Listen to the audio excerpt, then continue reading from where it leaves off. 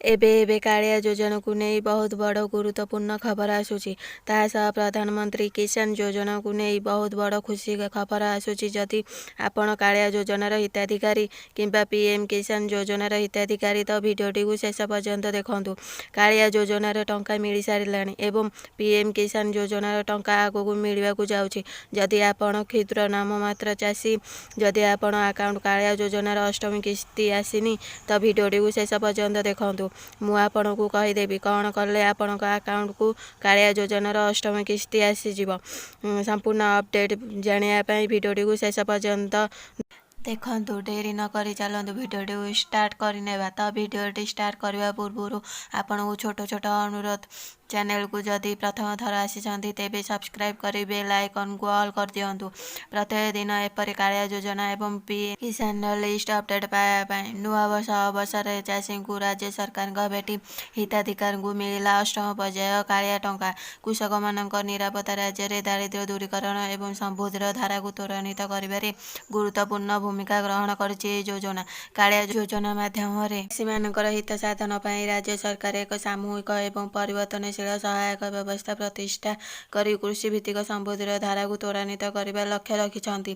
कालिया योजनार मुख्य उद्देश्य हेउछि राज्यर कृषक को आर्थिक सहायता, चयनर स्वाधीनता प्रदान करी सेमानकर सशक्तिकरण पाई प्रेरणा देवा सहित राज्यर कृषिर अभिवृद्धि और विकास करवा। हिताधिकारी निकट में विभिन्न आर्थिक सेवार सहज उपलब्धिर उन्नतीकरण द्वारा कृषिर उत्पादकता और कृषकर विशेषकर क्षुद्र और नाममात्र चाषींकर आय वृद्धि सहायक हेब।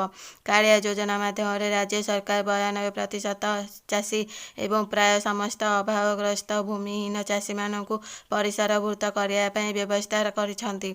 एही योजना माध्यम एही समस्त हिताधिकारी बैंक जमा खाता को सीधा सड़क सहायता राशि प्रेरण कर व्यवस्था कराई। राज्यर समस्त क्षुद्र और नाममात्र कृषक को प्रति रबी और खरीफ ऋतु में चाष कार्य करने विहन, सार, कीटनाशक औषध किणवा सहित मजूरी और आनुषंगिक अन्य कार्य निमंते 5 गोटी फसल ऋतु में मोट 2500 टंकार सहायता प्रदान कर व्यवस्था रही।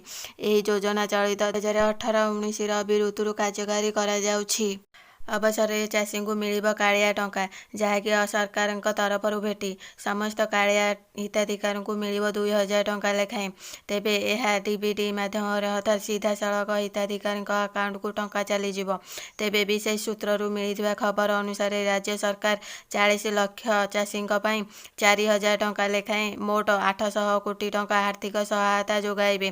तो दर्शक बंधु, जदि आपण अकाउंट को षष्ठ किस्तीर टंका आसीना तो नेक्स्ट वीडियो रे मु आपण को कहीदेवी कौन कले आपण अकाउंट को एकाथरे आसीब षष्ठ किस्ती टंका सह सप्तम किस्ती टंका। तेणु आम चैनल को सब्सक्राइब करी रखि थांतु। धन्यवाद।